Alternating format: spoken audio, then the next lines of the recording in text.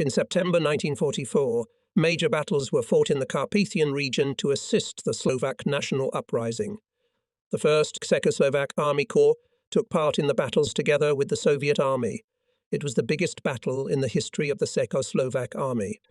The nationwide character that the Slovak national uprising acquired in the course of its development created favourable conditions for seeking help from the Soviet Union. Clement Gottwald's request was conveyed by Ambassador Zdeněk Ferninger on 31 August 1944, and already on 2 September the Soviet government granted the request. The only effective solution to the question of aid was the decision for Soviet units to enter Slovakia and to penetrate quickly into the territory engulfed by the uprising. Only this kind of assistance could at once and in the shortest possible time decisively change the balance of forces in favour of the insurgents.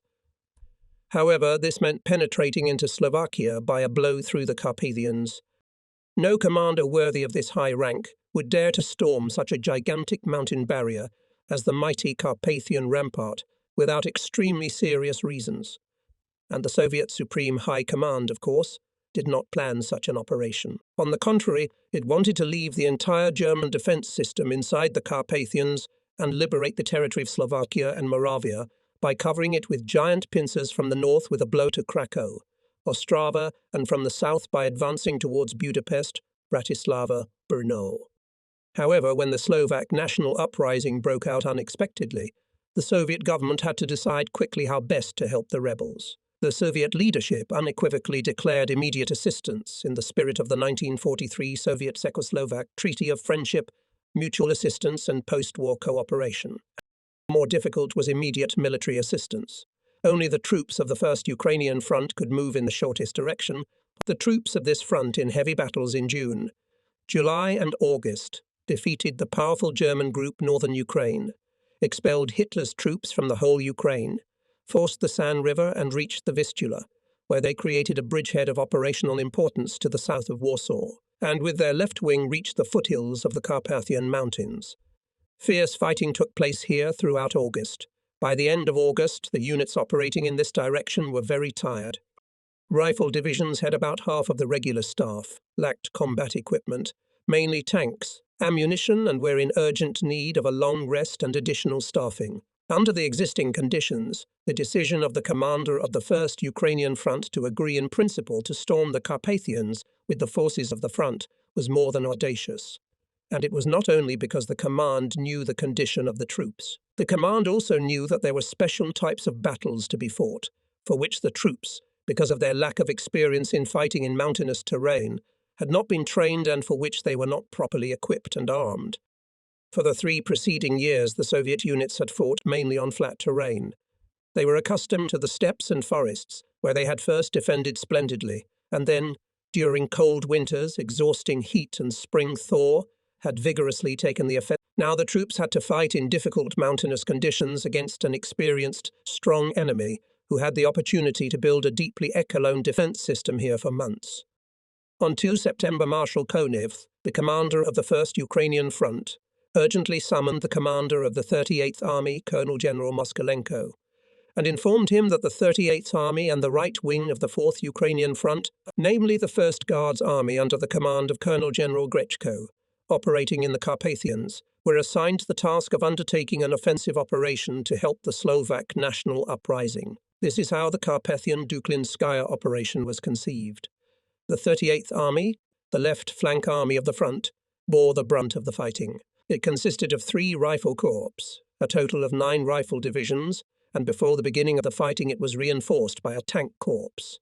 The Guards Cavalry Corps, numerous artillery reinforcement units, including reactive ones, and the 1st Czechoslovak Army Corps. The operation was to develop from the basin of the Vistula and Yamulka rivers towards the foothills north of the main Carpathian range. For 3 months the enemy had been building up his defences here, consisting of 3 lines. The depth of the defence reached 50 kilometres. Ideological creators and organisers of the operation plan in September 1944, striving to ensure the success of the operation, were aware of the exclusivity of an extremely difficult task, which was characterised by great risk and unknown end. In addition, no one knew what adjustments in their calculations will make general weather. And the weather just made its corrections. However, they decided to launch an offensive even in bad weather in order to help the rebels as quickly as possible. Who doubts this? Let him remember how much time was given to the 38th Army to prepare for this heavy operation. The plan of operation of the commander of the 1st Ukrainian Front was approved by the Stavka on 4 September, and the beginning of the offensive was scheduled for 8 September. This, in my opinion, best proves the international, selfless nature of Soviet assistance to the uprising.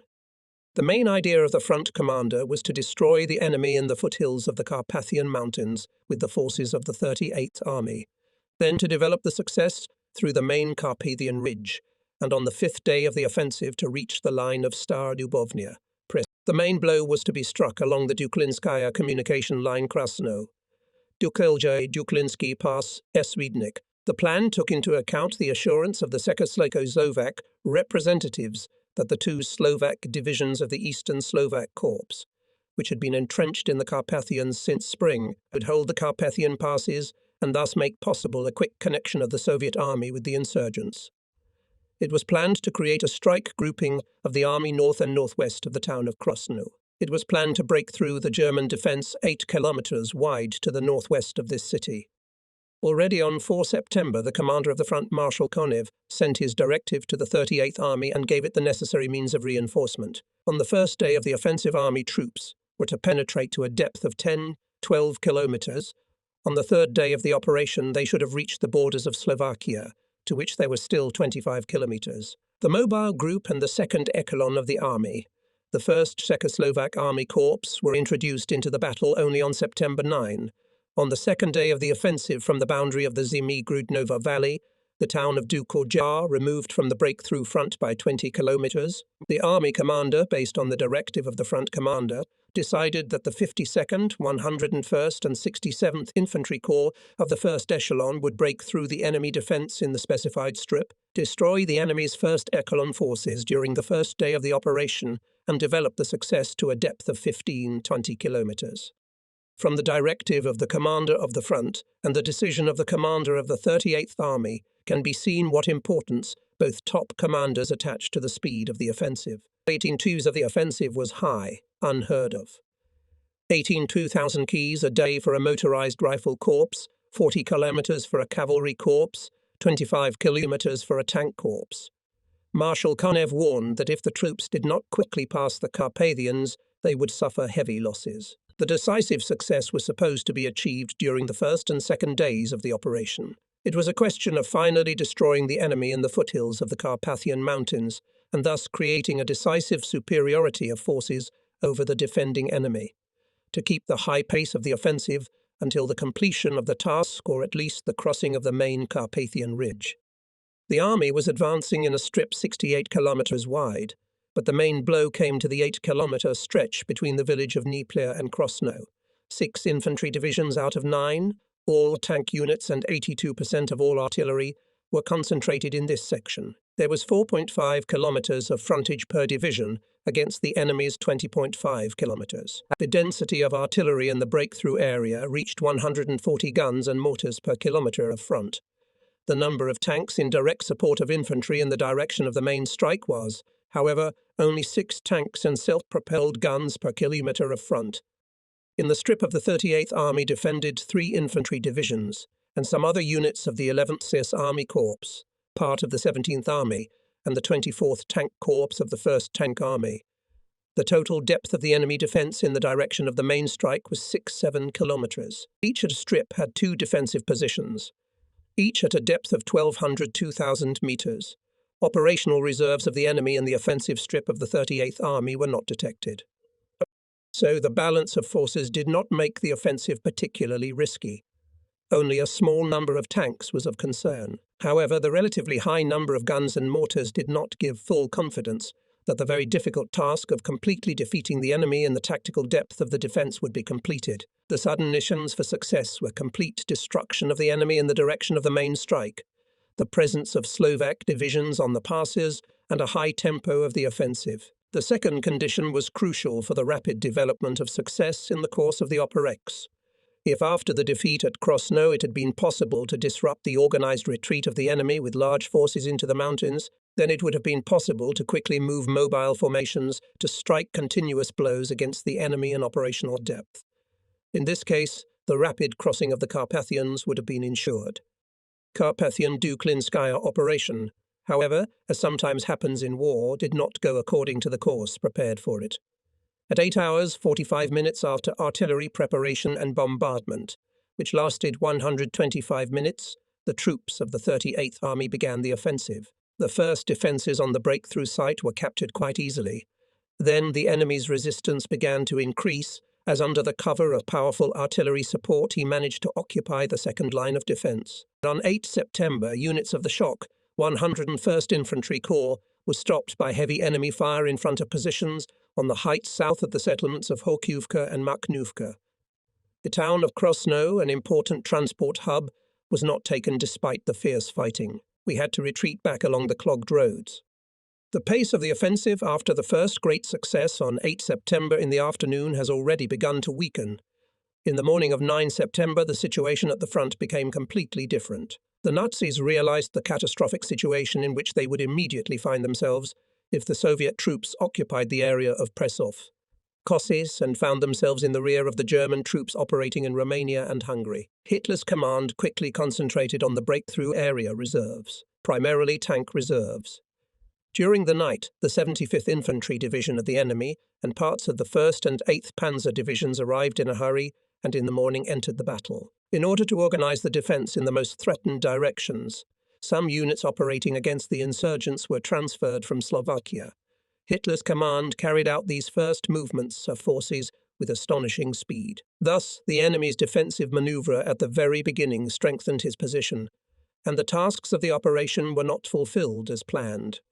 2 Slovak divisions were largely responsible for this. Through the fault of their commanders, they allowed themselves to be disarmed, and thus did not find themselves in the area of the Duklinsky and Lubkovsky passes, from where, in cooperation with the Soviet army, they should have struck in the rear of the enemy and destroyed him. As a result of the treachery of these divisions, the enemy was able to maneuver forces for the defence of the Dukla direction without fearing for his rear. The Slovak divisions, as the main force of the Slovak army, did not join the uprising. As a result, the tempo of the offensive was lost in the decisive initial phase of the battle, and it was difficult to correct this. The strength of enemy resistance was increasing. On the 5th day of the operation, the defending enemy already had an advantage in tanks in a combination of 2.3-1. In men, the forces were equalized. Both sides began to pull up more and more forces. All forces and means of the 38th Army and part of the forces of the 1st Ukrainian Front were drawn into the unusually fierce battles in the mountains with a numerous and well-armed enemy. The brutal and protracted nature of the battles for some dominant heights remained throughout the operation. On 12 September, the 1st Guards Cavalry Corps made a daring rush into the narrow corridor between Lysa and the village of Glois, but its heroic raids in the encirclement, deep behind enemy lines, did not change the situation. By 14 September, already 9 infantry and 2 tank divisions of the enemy entered the battle. To break the enemy resistance, the commander of the 1st Ukrainian Front decided on 15 September to reinforce the 38th Army with new infantry divisions, 2 corps and more artillery. The troops persistently penetrated to the passes, but the closer they came, the harder the fighting became.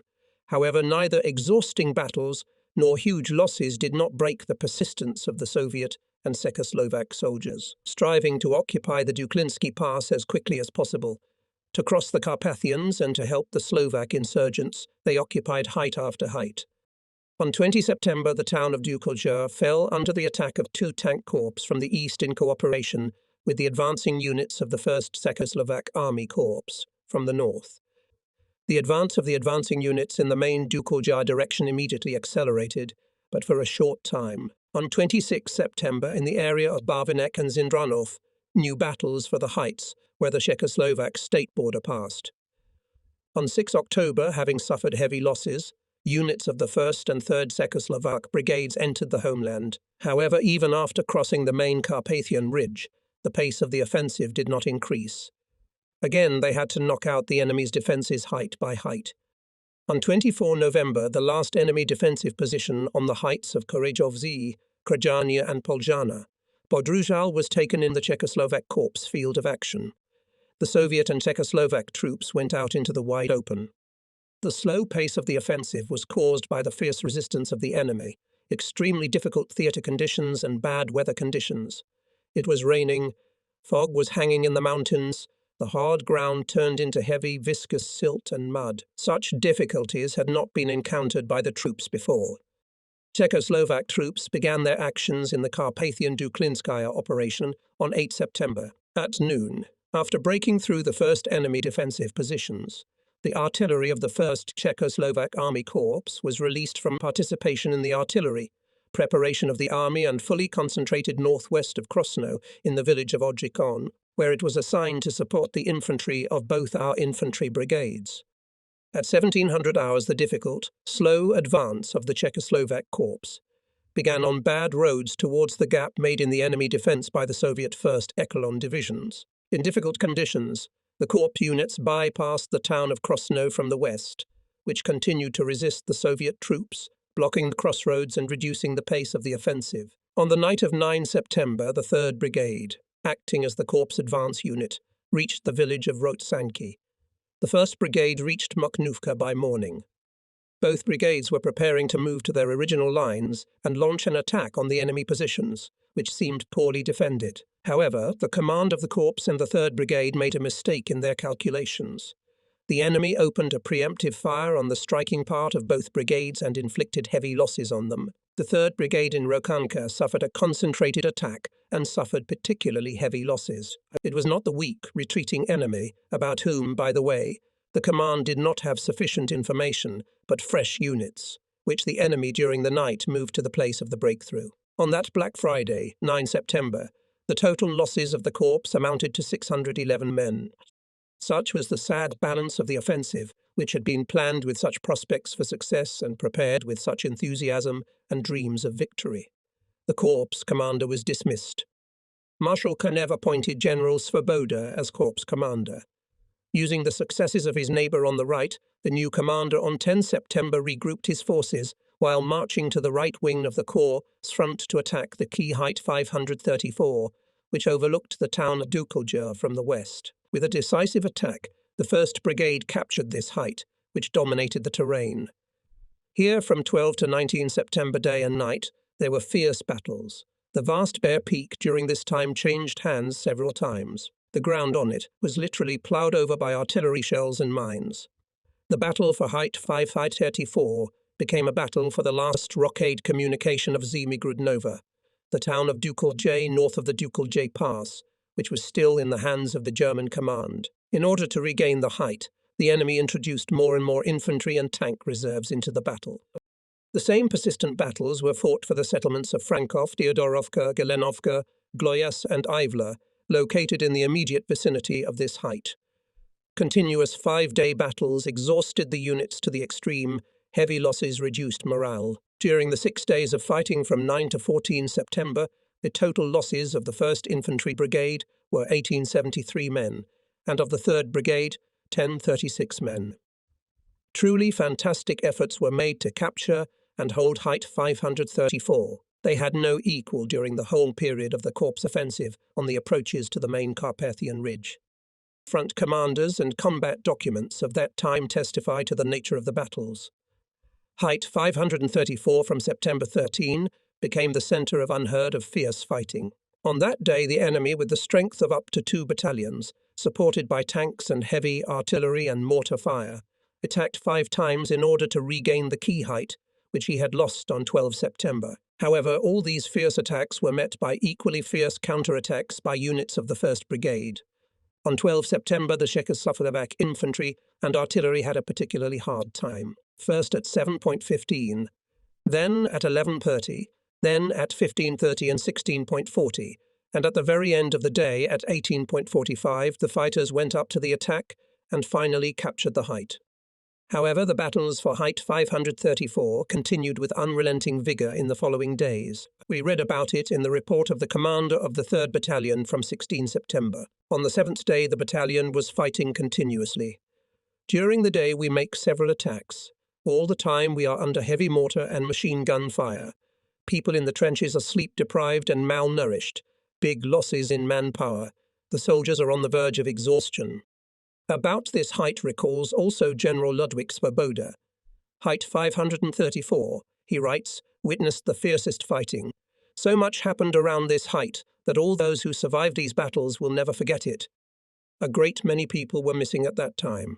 As a rule, they were wounded, which Hitlerites found on the battlefield and killed them. From 12 to 19 September east of the town of Dukelja, in the 67th Rifle Corps, the 2nd Parachute and Airborne Brigade, which consisted mainly of Slovaks, entered the battle. Later this brigade was transferred from the front to the Krosno area, where from 22 September it was preparing for airborne landing in the area of the Slovak national uprising. The brigade's participation in the battle east of Krosno, in cooperation with 2 fresh Soviet tank corps, had a significant impact on the situation in the Duklinsky Pass area. After the ejection, this brigade became the main striking force of the uprising.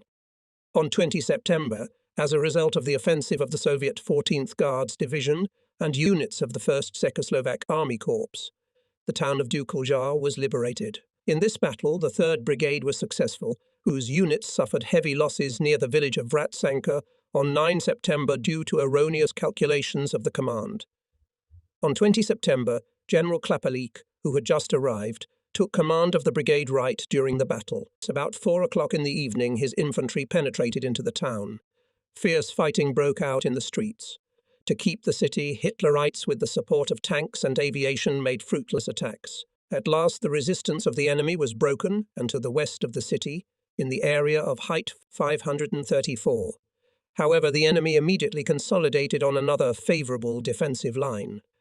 On 21 September at 19 o'clock exhausted, thinned corps units found themselves in front of a new powerful enemy position, which ran along the mountain ridge south of the highway Zmigrud Novi Dukelja. The battles were fought mainly over the vast bare massif of Jova mountain, which like a bastion towered over the valley opposite the blood-stained height 534. The infantrymen of the 1st Brigade, seemingly exhausted by the long battle for the height, were no longer capable of such a feat, but they took the formidable mountain.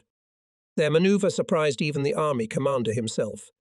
They seized the slopes of the mountain first and, having organized a circular defense, repelled fierce counterattacks of the enemy. They successfully defended their positions at night and finally captured the top of the mountain. Richard Tesazik's tanks played a decisive role in this episode. On Jova Mountain, the brave tanker with the gold star of the hero of the Soviet Union on his chest was wounded in the eye in this battle. Jova Mountain was the last powerful obstacle on the way to the pass. With its capture opened the way to the Czechoslovak borders, and it inspired the fighters to heroic feats. After 2 days of fighting, it was possible to occupy Jova Hora, but despite great efforts it was not possible to expand the breakthrough area to the west.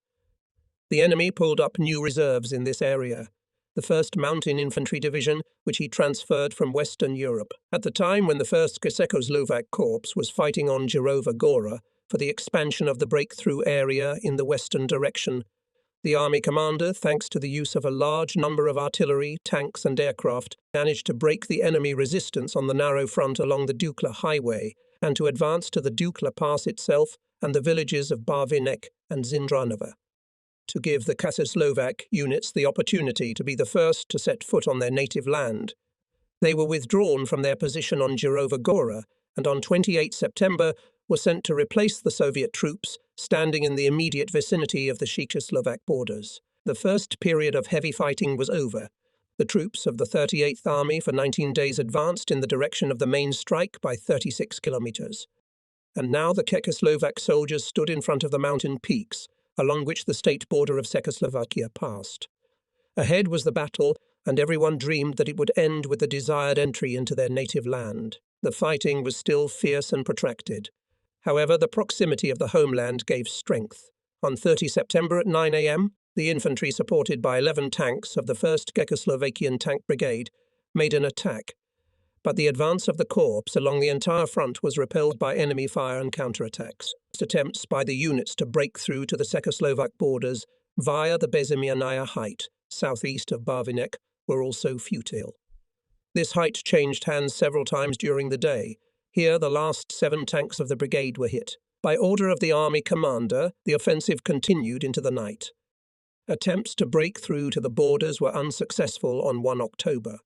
The units of the 1st and 3rd Brigades that advanced as a result of the attacks were immediately driven back by counterattacks.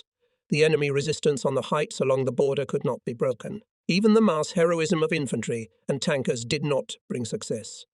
The enemy stubbornly defended. Czechoslovak soldiers, who saw their native land from the heights and the roads running inland, continued to tear forward. When the attempt to break through the enemy defence by frontal attack failed, an attempt was made to bypass the pass from the west. The reason for this was the success of the 241st Infantry Division, the Corps' neighbour on the right, which on 1 October captured the Studenovaya Hill and crossed the Kopcovaya Hill and crossed the Czechoslovak state border. Here, for the first time on Czechoslovak territory, the foot of the liberators set foot. In order to develop the success, the army commander, by his order of 2 October, replaced the 1st Czechoslovak Army Corps with the Soviet 359th Division, and the Corps was redeployed to the area of the forest under Studenoj Hill to Sabov in order to break the enemy's defence from the west by striking in the direction of Krajna Porubka, Krajna Bystra, Nizhny Kamanik. In heavy fighting on 3 October, the Corps units failed to break the enemy resistance. The Corps commander cancelled the order to attack the next day due to the fatigue of the troops. On 4 October, another attempt was made to capture the enemy defensive positions, as by this time the Soviet troops had struck in the rear of the enemy.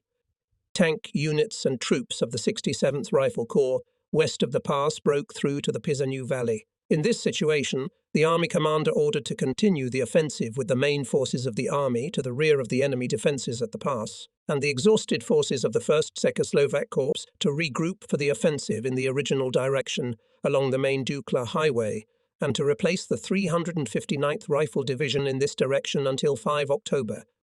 The regrouping of the corps was carried out under extremely difficult conditions.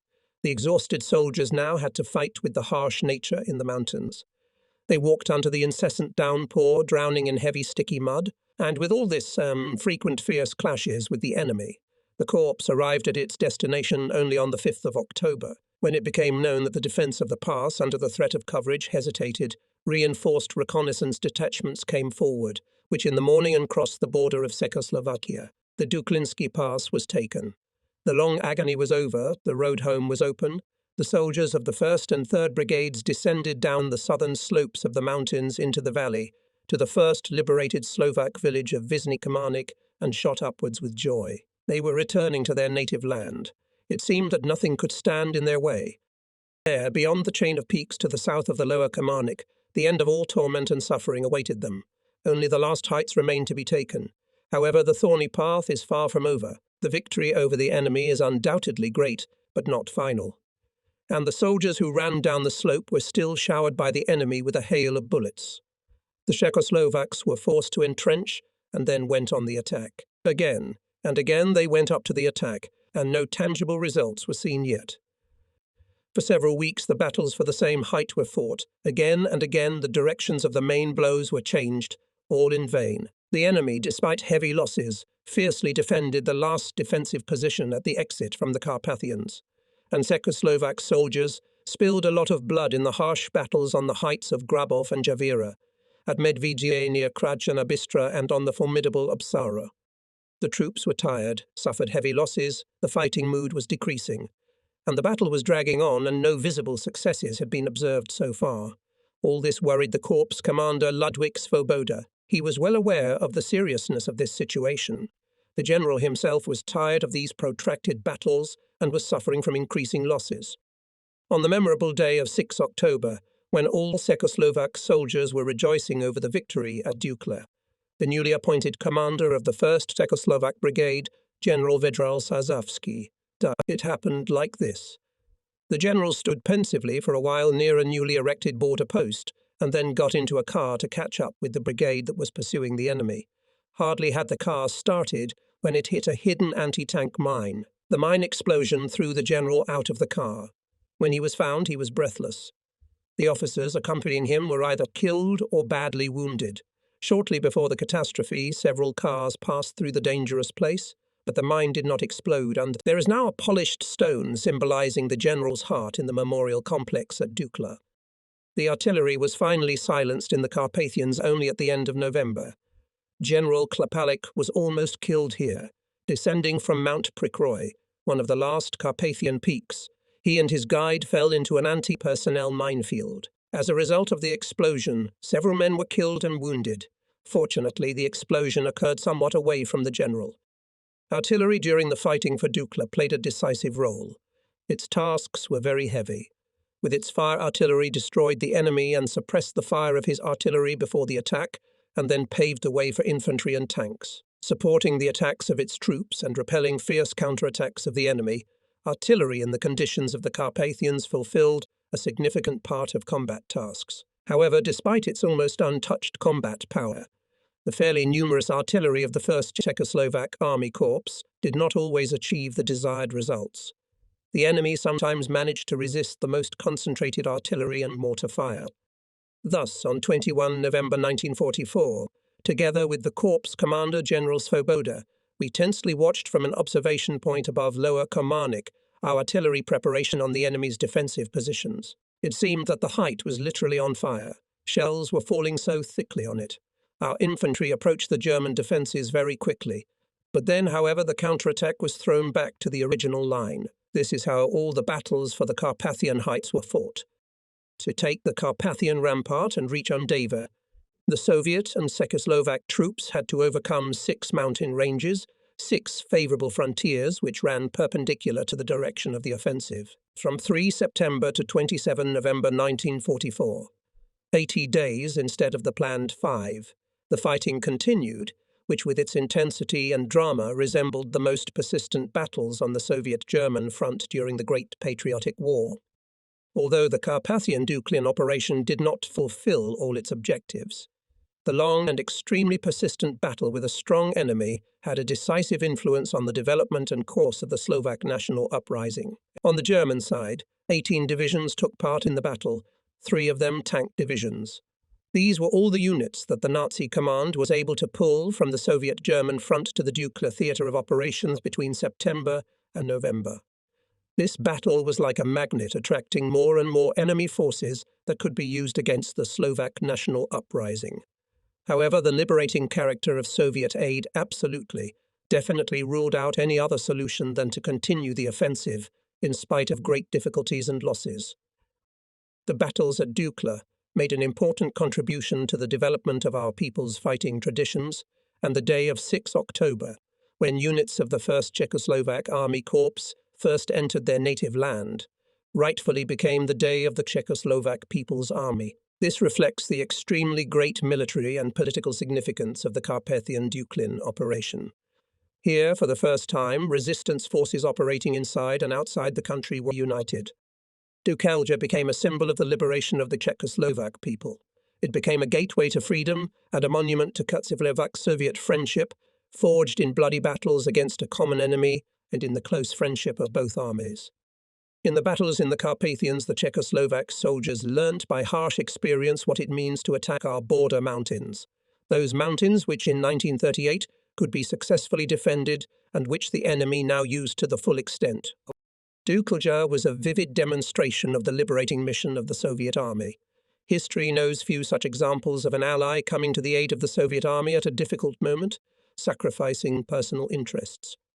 In moral, political and military terms, Dukelja partially redeemed the cowardice, treason, selfishness and cowardice of our bourgeoisie during the Munich period. The Duklin operation has gone down in history.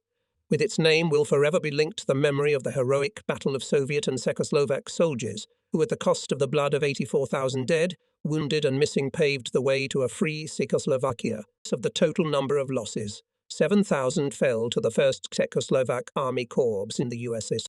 The Duklin operation will serve as an example of selfless and the best military qualities of thousands of Czechs and Slovaks, who without hesitation sacrificed their lives in the fight against the enemy. Staff Captain Joseph Kohl, commander of the 1st Battalion of the 1st Czechoslovak Brigade, died on Girova Mountain. Later he was honoured with the title of Hero of the Czechoslovak Cesar. In the battles for the Bezemianaya Heights near Barvinik in the last tanks, Lieutenant Colonel Jazluk, commander of a tank company, and Captain Vrana E, commander of a tank battalion, were killed. Both of them were posthumously awarded the title of Hero at the Kaskavak. During the operation, the enemy lost only killed and wounded more than 70,000 people.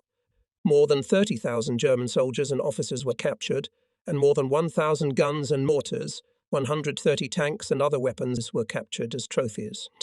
Dukla must forever remain a symbol of the combat alliance between the Soviet and Czechoslovak peoples. When I was appointed Deputy Chief of Artillery of the Corps, I experienced some confusion. The battles were fought for Obsha Mountain, located south of Nizhny Kamanik, and for the approach to the extremely Polani Gorge. The Nazis were holding on to the last defensive positions at the exit from the Carpathians with all their might. We bombarded the enemy with concentrated artillery fire, but all in vain. We could not throw the Germans down from the mountains into the Ondava Valley. How do they stay alive up there? I asked myself this question for the umpteenth time. At that time I did not yet know the enemy's tactics. Our artillery fire made a strong impression, but its practical result was small compared to the ammunition expended. There was something here that I did not know. In the evening after the battle, unexpectedly for myself, I decided to ask for an audience with General Svoboda at the Corps command post in Barwinake. He received me with a concerned look, placing his spectacles on a map laid out on a rude peasant's table. Svoboda gave me his hand and invited me to sit down on the bench beside him. In the faint light of a twisted paraffin lamp, the sharp features of his face seemed softer. A fire burned lazily in the stove, and a wooden bed with carefully folded blankets stood in the corner. From the neighbouring room came the thumping of a typewriter and a monotonously dictating voice. The corps commander looked tired. "What have you got?" asked the general, and looked inquisitively into my eyes. "General," I twitted hesitantly. "No. Today we fired 3,000 shells and mines on Obshara and Bezimayanaya and the Germans. No." The general realized that this was not all, and waited patiently. I continued. "This infantry ceases to believe us. Loss of confidence in the artillery, a serious matter." General Svoboda looked at me questioningly, and it was immediately clear to me that all this is not news to him. I wanted to finish my thought, but he interrupted my thought. "Yeah, you guys are really messed up, and it's costing us a lot of blood." The reproach was directed at me, and I blushed. Artillery did not fulfill its task, it was clear. But what was our mistake? I remembered the losses, which were increasing every day, and inside me everything burned as if I were burning with a red-hot iron. In my mind, I told myself that my inability was to blame. We could not suppress the enemy, to disrupt his counterattacks, in a word, to destroy him. I was fully aware of the bitter truth that the infantry had exhausted its strength, that its numbers had fallen to the lowest level, and at the same time the artillery was in excellent condition and, despite this, could not deliver a devastating blow to the enemy. I wondered what to say to the corps commander to his reproachful remark about our misfires. "With the reconnaissance means at our disposal," I said, "it is quite impossible to discover the location of objects and shoot at specific targets. We shoot all over the place, everywhere and nowhere. In the end, we are just throwing ammunition around, and as soon as the infantry goes to attack, the enemy stops it by fire and counterattack." I didn't know General Liberty's character yet, and I wasn't myself from his silence. At least he should say something to let me know what he was thinking. I had no choice but to continue my monologue. The tension in the room was rising. "And then, General," I said, "because of the lack of time, we do not have time to carry out artillery reconnaissance and detect enemy fire points." And then I remembered what I had thought many times before, and quickly added, "We should not start the offensive immediately after the artillery preparation. It helps the enemy to guess the beginning of the attack of our units. Maybe it would be better to start the attack during the artillery preparation, at the moment when the tempo and power of the firing reaches its peak." The general nodded, and I was relieved to feel that the corps commander was not in the mood to reject my criticisms. And in fact, I had not yet got used to the corps, and already I'm interfering with my advice. Cheered up, I hastily blurted "We need information, Mr. General. We must have good information, General. We must have good information." Having spoken out, I suddenly realized that all my urgent requests were inappropriate, because the corps commander himself knew very well what we needed. The general squinted his eyes, and it seemed to me as if he smiled slightly. "I'm glad you came," he said calmly, and ran a hand through his long grey hair, slicked back. On his broad face, There was an expression of friendly good-naturedness. He was indeed genuinely pleased to have a man who understood the weight of responsibility that lay on his shoulders. During the conversation, the general moved from business to domestic issues and was extremely attentive to the interlocutor. SSEs will not it. If I had such scouts with whom we started, you would not be sitting without information now that these guys are gone. There was a sad pause. Then General Svoboda lowered his voice conspiratorially and leaned towards, "I will soon make you happy." So something was in preparation. This fueled my curiosity, but I could not get anything substantial out of the commander. He looked thoughtfully and spoke quietly, rather to himself. "I know the work of scouts is hard. The enemy is cautious. This, however, cannot justify failure."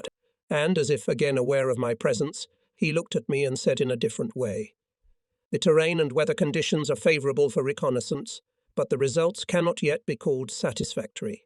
Despite categorical orders to take the tongue, the reconnaissance teams are returning with bare hands." The general spoke slowly, calmly, only sometimes suddenly raising his voice, emphasizing a word, then lowering it again to its original calm state. "All the more we must use the fighting power of our artillery." I pondered, and suddenly I noticed that a shadow ran across the general's face. "About ammunition, do not worry. Everything goes now to the main direction, to the west," suddenly categorically stated the corps commander. Major Lomsky, Chief of Staff, entered the room. A dense figure, heavy steep forehead over the sunken eyes. It gave the impression of a thinking man. The Chief of Staff put the last list of losses in front of the general. "You see," said the corps commander in a slumped voice, turning in my direction. "At Bezimianaya 22 men have again dropped from the list of personnel. If it goes on like this, He fell silent and looked somewhere in the distance. I was silent too. I began to read the columns of surnames. One of them was familiar to me. I went outside and plunged into the cold night air. My mind was filled with all sorts of thoughts, and in front of my eyes I kept seeing that fateful list. Yesterday it was people, today it was just names. The mud crunched underfoot. Someone ahead of me swore. At home, I sat down with my head in my hands. In my mind's eye I saw the dead falling on the pine needles in the forest, and the picture tormented me with its painful clarity. I did not notice how I fell asleep. In my dream I saw many of our fighters. They stood in slender rows in the middle of the destroyed forest, standing firmly, as if they had grown into the stone soil of the mountain. I took off my hat and looked at their faces for a long time. Suddenly I woke up. It was an amazing dream. Everything was as if it were real. I opened the window. The cool, moist night air enveloped me. I stretched out my hand. Droplets of rain and snow appeared on it. The house was very crowded. I wanted to go outside, into the weather, into the wide open space. It was 12 o'clock. Drowning up to my ankles in the mud and snow, I wandered towards the Dukla highway.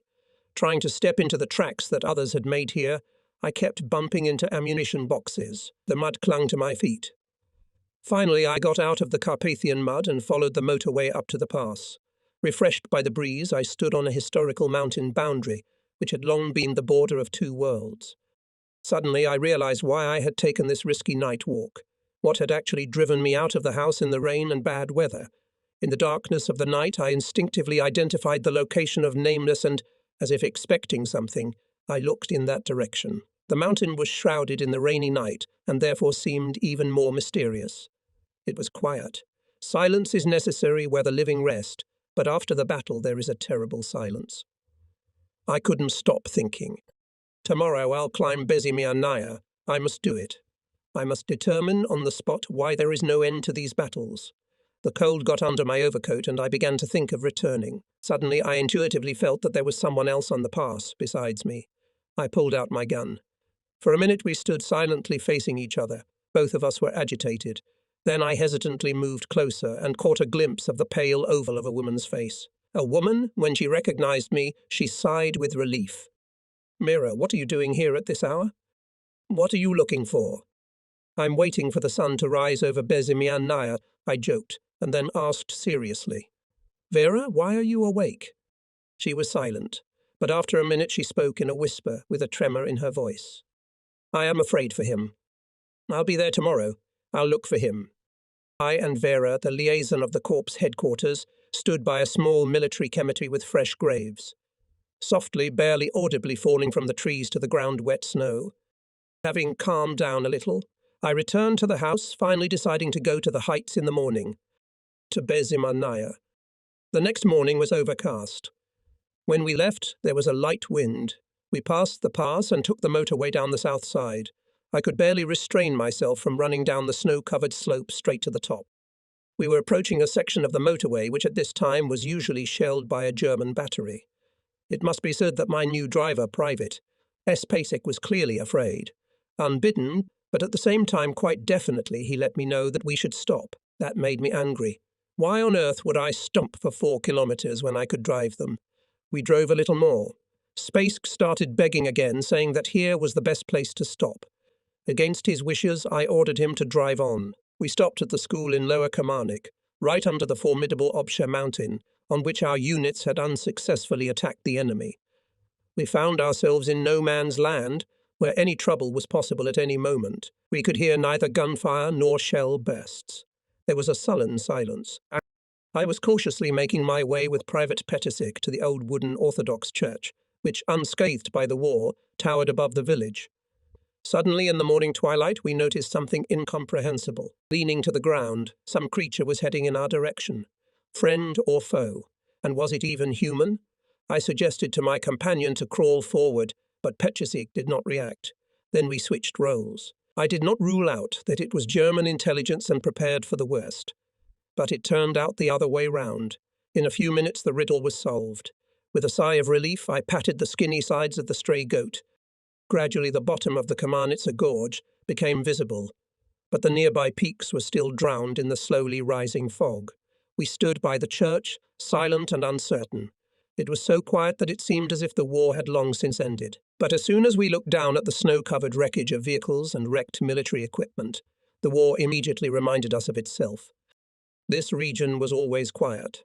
The one who visited these places in spring forever fell into the soul of the marvelous nature, with light winds blowing towards the pass, with talkative streams, around which blossoms a sea of windflowers, lambsquaters and violet. Those who came here in summer were enchanted by the pictures of mountain villages with the peaceful ringing of tin bells of cows, with rings of lazy smoke rising from the chimneys of squat houses, which made the evening air even more fragrant. When the winds from the pass blew here, the tall grass behind the village rippled lightly, and in the fields and meadows near Dukla the skirts of women and the cloth of men's shirts fluttered in the wind. There was no more beautiful place than in this forgotten corner, but there was no greater poverty than here, near the main Carpathian ridge. However, trapped in winter sadness and looking at the devastated places around me, I firmly believed that the scorched Carpathian village under Kamarnitska Gora would not disappear from the face of the earth, that the ruins of the houses would not be overgrown with moss, and that spring would come again to this marvelous region. My thoughts were interrupted by a single shot. I looked up at the summit. The fractured, shattered remnants of the forest stuck out unsteadily to the horizon. The quiet white morning calm in this dead chaos on and below the mountain was as frightening as the terrible rumble of the battle. It was now quite dawning.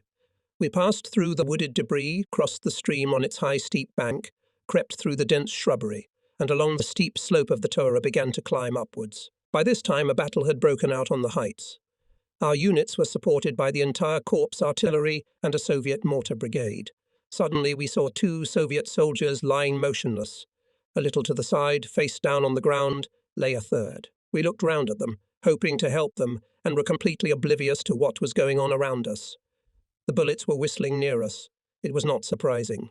There was a battle going on above us, and naturally the bullets were coming here. Instinctively realizing the danger, we hurried away from the place. The soldiers needed no help. We travelled east, and on the northern slope of Bezimanaya, we met the commander of the 5th Battalion. I informed him about those dead. He just waved his hand and explained that a few minutes ago they had been snapped by a sniper. My heart throbbed. Perhaps our fiddling with the dead had saved us. "I'm coming to you," I said on the phone to Captain Kunzel, the commander of the Special Corps group which was in the centre of the attack. No, for God's sake, please don't go," he shouted. "We are in a very difficult position. We're just being covered with mines. I have no escort. Everything is mined. Don't." "You may not go," I mentally said to myself. "Your fighting place is not here, not on this hill." "Well, no, I must go there. I must, brother." I weighed everything properly, but still I could not rid myself of the feeling that I was doing wrong, and yet I went alone. The morning wind rocked the forest, and wet snow fell from the branches to the ground. I was already a third of the way down the slope, and once again I wondered if I should go any further. You want to help people, Altitude? That's good.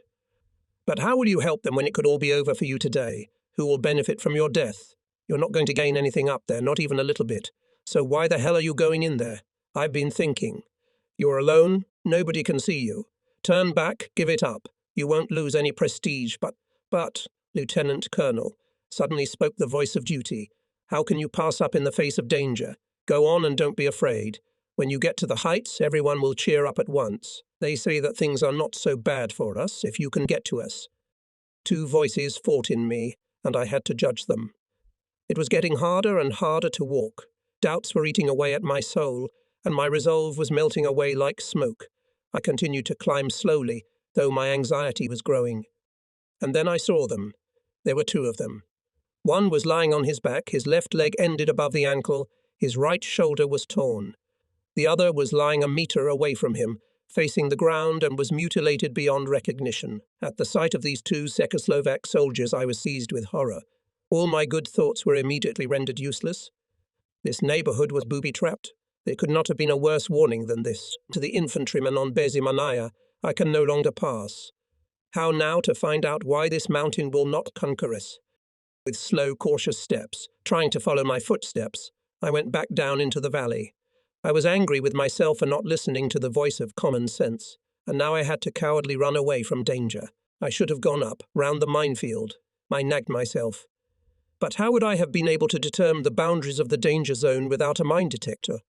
Torn by doubts, constrained by my own indecision, I stopped at the stream and began to consider again whether I should not return. My final decision was helped by the automatic rifles, which started working at the same moment. Judging by the fact that the German machine guns could be heard much better than ours, I decided that a hit-to-right counterattack had begun upstairs. Through the rumble of firing came a series of explosions of hand grenades and the cracking of mines. I became terrified. With a trained ear, I determined that our troops were retreating. Then there was no reason for me to hang around.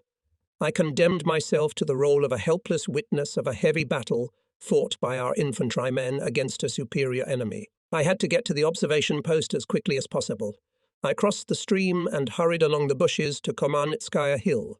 All these vicissitudes annoyed me terribly.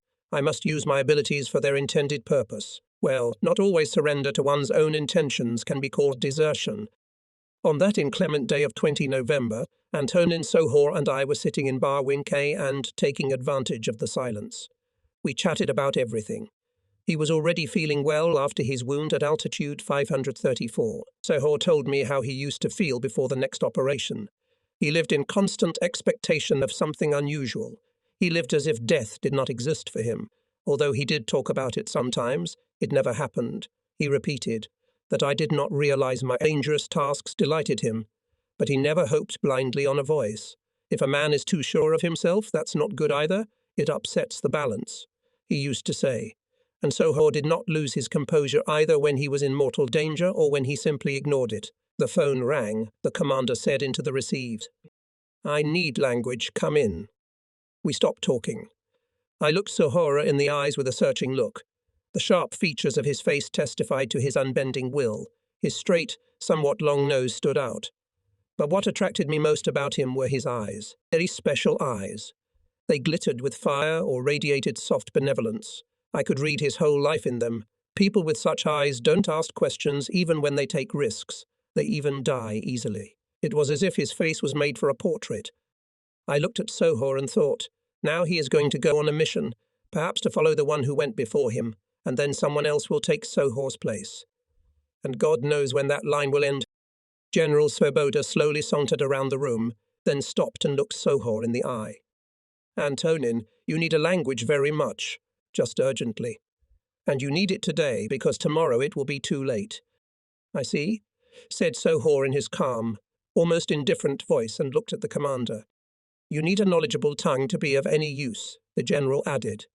Nameless continues to resist, Artillerymen do not know the targets. He ran his fingers through his grey hair, as he always did when he was concentrating on something, and then, as if apologizing for assigning such a task, he said more calmly, "It's not an order. I know you were wounded, and yet it is better for you to go. General Moskalenko calls every day and asks when the corps will fulfill its task. Take some reliable guys with you." Sohor's attention was already fixed on the map. He was listening to the corps commander, and mentally he had already started the task. Sohor stood over the map, straightened up, and decisively pointed his finger. "Here we will cross." After some hesitation, he came to the conclusion. Although the Germans in such places a lot of mines, but still the area Javorina to the east of Savannah, on the very left wing of the corps, seems to him the most suitable for such an enterprise. Gaps and precipices, dense forest. A few boys would be lost here like a grain in a field, and for a solid guard the Nazis do not have enough forces here anyway. They discussed the task, talked about cooperation with the partisans. To reassure the general, Sohor assured him that the risk in these places was not very great, and described to the commander the road they would take. They would go through the forest directly to Hertzovata, go round the village of Prikru in a great arc, go down through the forest to Bodruzalu, and infiltrate the garrison there. Sohor already knew how easy it was to move behind the front line. Don't just think about what will happen to you if you are captured. "You've thought of everything well." "Me," said the general, and shook Sohor's hand with gratitude. In farewell, the commander once again reminded that the importance of this mission goes beyond the corps. We must break through the defences at Abshara and Bezimianaya as soon as possible and reach the press-off direction. On the morning of 21 November, Major Engel, Chief of Reconnaissance, and Lieutenant Sohor, with a 5-man reconnaissance team, went to the 1st Battalion observation post. Here is what one of the scouts later recounted. "We had musculuts on our overcoats. Their dirty grey colour suited well to the nature of the terrain we were moving on. Each of us had a machine gun, a bayonet and 3 grenades. In our pockets we stuffed gags, bandages, ropes and food for 3 days. Before Savannah, east of Lower Kilmarnock, we walked first through a narrow valley, then followed a forest path up the slope of Savannah to its very summit. We were not far from the state border. There, in a shallow track, we crouched under a fir tree and began to gaze at the horizon. The tops of the mountains seemed to rest against the grey sky. The battalion commander pulled out a map and clarified the orientation of the terrain. To the left was darkened mountain Petrozinska. Its Czechoslovak half is called Javorina, dissected into many small ridges. The small warfare waged in these close mountains is won by cunning and dexterity. Every rustle can be heard far away here, the battalion commander warned us. Sohor put binoculars to his eyes and began to scour the terrain metre by metre. Suddenly the binoculars froze.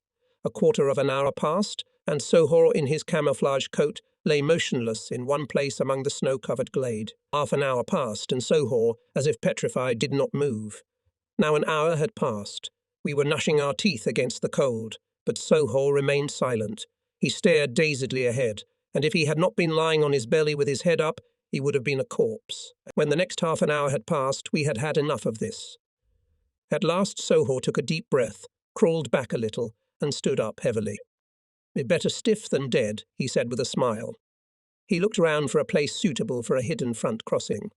Sohor said he looked in that direction for a long time until he noticed something suspicious. He felt as if someone was about to jump on his neck. From that moment on, he didn't care how long he lay in the snow. Time dragged on for a languidly long time. Finally, the suspicious shadow disappeared somewhere. It was uncomfortable to think what would have happened if Sohor had turned his back to the enemy an hour ago. Someone had lost their nerve. Someone had lost the battle with patience. This deceptive path they would take no more. Sohor found another. The dusk thickened. Night had fallen. We crawled out of our hiding place and crept through the sparse shrubbery to a stream running through no man's land. Our white figures against the snow-covered ground could not be distinguished even at a distance of a few paces. We lay in a tight charm, Sappers Havak and Berda in front, behind them, Sohor and the others. The column was closed by Sergeant Vasil Ballo. He was a talented scout who could move stealthily like no one else. Sohor knew his value. We began to cautiously creep forward. Behind the stream there was a minefield. Worked our sappers. They silently and deftly probed the snow, sensitive fingers cleared mines, diffused them, and stacked them on the sides of the road. Bala, who was closing the column, lightly covered the mines with snow, masking our work. From time to time the sappers, tired of their work, put their frostbitten fingertips into their mouths and warmed them with hot breath. Very slowly, literally centimetre by centimetre, we crawled forward. Sometimes we stopped for a few minutes, and then began to move forward again on the white snow. It was pitch black. We could barely distinguish the snowy, shimmering surface only for a few metres around us. Beyond that there was a black wall of darkness. After passing the field, we found ourselves in the forest. There was no sound. The forest through which we were sneaking was filled with some terrible silence. About a kilometre into the forest we settled down to rest. Everyone was silent. No one was even whispering. The sky was covered with clouds, but where the moon was, the darkness lessened a little. Soho moved nimbly between the bushes, and I could see him trying to memorize landmarks to find his way back. There was a lot of snow in the forest, with pine needles sticking out of it here and there. Soho was careful to make sure that none of us stepped on the untouched snow. He walked ahead, a little crouched down, listening and looking into the darkness of the night. Yes, this man knew how to walk in the woods. From the place where we had crossed the stream, we had already travelled a considerable distance. Suddenly a light shone through the darkness. We lay down in the snow. It was a gatehouse, which was 2 kilometres away from Prikroy. A fire was burning inside the gatehouse, and a sentry was walking outside. As mesmerized, we looked at the light and mentally imagined Germans in heated huts. They are warming their arses, cattle, and we are freezing here. Berda said quietly with bile in his voice. Yes, if only we had a Christmas tree. It would be Christmas, said Tumek, but Soho quickly. We had to make a long detour around the German-occupied Prikroy. We cautiously crossed a bare stretch of terrain and began to climb up the steep slope to Hertsuvata. We were already thoroughly tired and had only travelled half the way. At the crest of the mountain, Soho stopped and listened. At that time, the outline of a figure appeared through the darkness, and in a minute a man appeared. The partisans were waiting at the agreed place. Now we went faster and more confidently. In an hour we were already above Bodrujal, carefully descended from the mountain, and lay down in the forest near the village. The place was deserted. There were occasional lorries passing along the motorway from Mirolja, but they did not stop in the village. Apparently, the activities of the supply and medical services in Bodruzal had already been terminated. We climbed into a barn that stood on the edge of the village, and through the gaps between the logs we watched the street. There was no movement. Dead silence. We were in Bodruzal. What next? According to partisan reports, the Germans had left the village back in October. At its northern end, right under Bezimianaya, was the headquarters of the 1st Battalion of the 552nd Grenadier Regiment. Many telephone wires stretched from the dugouts to the top of the mountain. In Prikroy was the command of the battalion. Paraska Zelezniakova's house, the 4th from the barn, housed some kind of headquarters. During the day, 2 junior officers with a group of soldiers were in the house. One remained on duty at night. From time to time a motor car would drive up to the house and an officer would get out of it. Then the officer would be given a horse and he would set off up the mountain. We sat tense, wary, silent. No one even moved. Our faces were frozen in anticipation. We were completely oblivious to the danger. In Soho's opinion, this was the same mobile task force that the general had told him about when they were sorting out the missions. It would soon become clear. Soho couldn't get the night guard out of his mind. When planning the operation, he had intended to stay in the village in hiding during the day, study and check the terrain, and take the tongue the next night. Now he changed the plan, determined to seize the opportunity. Tomorrow would be too late, as the general had said. It was past the first hour of the night. If they were lucky, they could be at the creek by 5 o'clock. The most convenient time for such an operation was when the night was winding down and dawn was just around the corner. The sentries are tired, sleep overtakes them, and it's dark all around. You can't see a thing. Vasil, come here, called Soho Balo, and they both disappeared into the night together with the guide. Behind the barn they turned to the left, slipped past some buildings, and suddenly found themselves in front of a dark hut in which a twisted lamp burned dimly. In the room, bent at a table, sat a German soldier. He was probably writing or reading. At that moment a sentry appeared from round the corner. After standing for a minute, he turned and disappeared. The scouts crawled back a little to get a better look at the entrance. The sentry in a sheepskin coat walked in front of the entrance from the left to the right corner of the house, from time to time stopped, stomped on the spot, and returned to the door. No, so whispered, turning to Ballo. His eyes burned with excitement. A collection point of information. Vasil lay huddled on the ground, all absorbed in his observation. He nodded vigorously in agreement. The scouts crawled away from the house and returned to the barn. Now Sohor knew what to do. "We'll take him in the house," Sohor said in a dry, businesslike manner. "It's up to you now. Work without shooting and without shouting." He looked straight into the eyes of the scout Drasinchak and slowly, stressing each word, gave him a task. "You, Palo, will take care of the sentry so that he does not squeak. Then you will stand in his place. Vasil and I will go for the tongue. The rest of you will engage if necessary. Lightning will ensure success and silence will ensure return." Everyone moved to Ballo's place. Palo crawled to the corner of the house and lay down behind the bushes. When the sentry went in the opposite direction, Palo moved even closer, seeing the sentry with his hands deep in the pockets of his coat, a large oversized helmet on his head, and a rifle over his shoulder, was approaching the fatal corner. Palo made up his mind. As soon as the German reached the corner and turned round, he would leap on him. The sentry approached slowly. Here he was already at the corner, tapped his foot against his leg, turned round and went. Palo, however, did not move. He told later that something kept him from jumping, and it is difficult to convey in words. The rest of the scouts were squatting on the sidelines, ready to rise at any moment. Suddenly voices were heard from the direction of the village. Creaking snow, someone was hurriedly walking. 2 German officers approached the hut and went inside.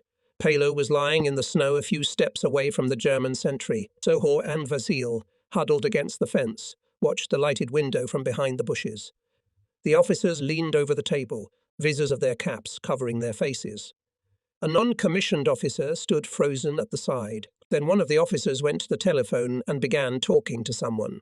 After half an hour, the officers left. We waited for another minute or two. When the sentry at the corner turned and walked slowly backwards, Palo burst out as if he'd been tossed by some unknown force. A moment later, he squeezed a German's throat with terrible force so that he goggled his eyes and opened his mouth. The sentry gesticulated desperately with his hands, sobbed softly, and fell to the ground. Scout Tomek and the 2 sappers immediately ran up to him. They wrapped a rag round the German's head and quickly dragged him into the shed. When he came to his senses, they tied his hands. "Steady," whispered Tomek. The German walked obediently, not resisting at all. Palo pulled the German's helmet over his head, put on a half coat, and continued the interrupted duty in front of the house. Sohor and Vasil entered the house. "Hands up." Sohor said softly. The non-commissioned officer, who was sitting on a chair, turned fearfully towards the door, looked in surprise at the black muzzles of the 2 pistols, and raised his hands. Sohor nodded threateningly towards the door, and as they crossed the threshold, whispered to the German. "Quiet, or we'll finish you off." They led him quickly out into the street. There Palo and Vasil gagged the prisoner so that he would not scream, and dragged him to the barn. Meanwhile, Sohor ran into the house, quickly took the maps and documents lying on the table, threw the German's overcoat over his arm, quietly closed the door behind him, and disappeared into the darkness. All this happened in the space of 2 minutes. In the shed, the non-commissioned officer's hands were tied. Their prisoner turned out to be Ober-Efreiter Hans Schultz. From him, the scouts learned that in the next room at the time of the kidnapping slept his 2 comrades. This was a surprise to Sohor and Vasil. They looked at each other meaningfully and smiled. We travelled back quite quickly, as if on wings. We hurried as fast as possible to get out of the neighbourhood of the village into the field and the forest. There was our salvation. We had to walk through forests and bushes, up and down steep slopes, through gorges and ravines, kilometre after kilometre eastwards to Hertsuvata, and then straight north again and through the minefield to our own. We had a long and difficult road ahead of us. Sohor had foreseen everything, and that in case of failure we'd take a long roundabout way east to the forest near Shertizhnaya. "Listen, Vasil," Sohor said suddenly. "You know, I don't like it. Things have gone too smoothly for us. The prisoners have been quiet. We'd already travelled a fair distance." Ballo leaned over to Sohor and whispered, "We must keep our eyes open. Check their gags and tie them together with one rope, said Soho. The operation indeed went smoothly and according to plan. The lieutenant had an opportunity to carry it out faster and better, and he did not miss it. We were fortunate in that not a single shot rang out and not a drop of blood was spilled. It would take some time for the Germans to unravel the reason for the disappearance of their 2 soldiers. We hoped that this would not happen soon, but in the meantime it was necessary to get as far away from the pursuers as possible. In an hour we planned to be under Herzogewater, and within the next hour to pass through the woods to the gatehouse. No one allowed himself to think of fatigue. We were walking so fast that sometimes we were short of breath. Then we made short stops. Out of 14 kilometers, we had only 4 to go. They seemed like an eternity to us. We could barely drag our legs, which felt like lead. Sweat covered our eyes. I felt as if something was about to burst in my head or in my heart. None of the prisoners, unable to stand the frantic pace, began to stagger from side to side. Vasil freed the prisoner's mouth a little to breathe. We approached the gatehouse. In one place, where there was a lot of snow, we made a small halt in a snowdrift, and that saved us. First we heard the creaking of snow, and then we heard muffled voices. Out of the grey twilight dark figures of German soldiers emerged. As they passed us, Sohor and Tamen looked at each other. The fact was that fragments of conversation had clearly reached their ears. One of the soldiers asked his neighbour, "Did you know Schultz?" It was about our prisoner. No, they were not mistaken and were ready to swear they had heard those words. They had a trained ear for German speech like no one else. So the disappearance of 2 soldiers had been discovered in Bodruzhel, and the command had sounded the alarm at the front. The patrol that had just passed us had obviously been given the task of preventing our reconnaissance group from crossing the front line. Crossing the front line during the day was out of the question. We would have to wait in a safe shelter during daylight hours and cross the front at dusk. "I think we are in a deep puddle," whispered Tomek. "What puddle?" "Everything is going well," said Soho jokingly, as he always did in such cases, and then he was silent again for a long time. It was always like that in moments of danger. We crept through the enemy-guarded positions in the direction of the Javorin forest, and there, in a deep gorge covered with snow, we decided to wait out the day. The forest was all around us, but now it did not seem so unfriendly. Even the needles were not so sharp. We were somewhere in the neighbourhood of Yaruka. It was already our forest. The gorge was so deep that it seemed to have no bottom. We drove down the precipice and deep into it even deeper. Apparently, the snow beneath us was several meters deep. We were worried that we were not going to get out of here easily. Sohor took off the rags of the Germans and let them breathe. The prisoners looked exhausted. The non-commissioned officer stared at us fearfully. The day passed in tense anticipation. We stared blankly at the snow that filled the gorge. No one spoke a word. I felt so tired and sleepy that I was losing my ability to think. The wet clothes on my back began to freeze, and I was overcome by a single insidious thought. It would be good to cover my eyes for at least a moment. It was a terrible thought. But I was so tired that I was losing control of myself. But at the thought that Sohor might see me sleeping, I woke up and noticed that he was looking at me intently. Sohor looked around at everyone else, and there was concern in his eyes. The short day was quickly coming to an end. Dusk was coming. It was one of the few evenings when, at least for a little while, the setting sun broke through the dense veil of clouds. The gorge remained in shadow, and it seemed as if the trees were reaching greedily for the light, but they were too short. For a little while under the pale, cold sun, the Arucha also shone. The gorge was as silent as it is on a winter morning between opposite trenches before a battle. When it got dark, we set off. It was possible to move further only by crawling. The sappers came forward, making our way through the minefield. When we raised our heads, it seemed to us as if the sappers were lying motionless on the snow. But their dexterous hands were doing their work.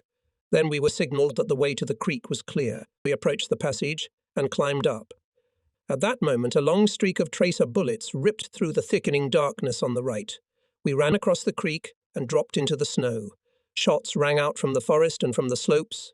Machine guns rumbled. It was the guys from the 2nd Battalion who opened heavy fire on the enemy side, covering us. But we with the prisoners were already behind the stream, safe.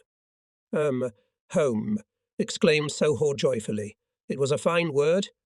The reconnaissance raid with Sohor to Bodruzhal on the 21st of November has always remained in my memory. I admired Sohor. He was really a fine man, and the soldiers loved him. In the most difficult moment, when everyone was losing hope, he believed in success, the only one from the whole group, and that gave everyone strength. This was Soho's last reconnaissance on Dukla. One summer day in 1950, in Prague, Soho and I were sitting in my office, in the office of the head of the higher military school.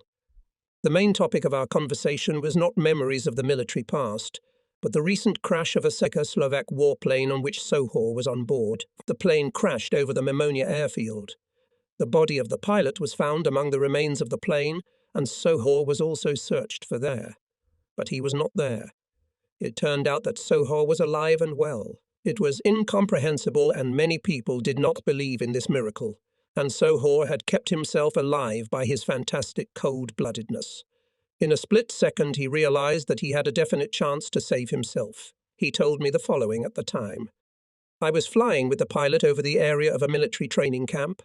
The aeroplane suddenly went into a corkscrew. All the pilot's efforts to level the machine were in vain. I knew how it was going to end. We were in the plane without parachutes and were flying at a height of 400. I made an instant decision. If I stayed in the plane, the end was known. If I jumped out, there was a chance of falling on the tent and surviving, although it was a 1 in a million chance. The decision was made lightning fast, and without a second's hesitation I jumped out. At that moment the plane was about 200 meters high and was inevitably falling downwards. I fell on the tent, so that before I hit the hard ground the stretched tarpaulin threw me up twice. On medical examination I was found to have no fractures or internal injuries. I was treated for a few abrasions and was soon back to my regular work. Lieutenant Colonel Antonin Soho told his story as simply as if he were buying a bun in a shop. Shortly afterwards, he was killed in a car crash. A military driver pulling out of the side of the motorway crashed into Soho's personal car.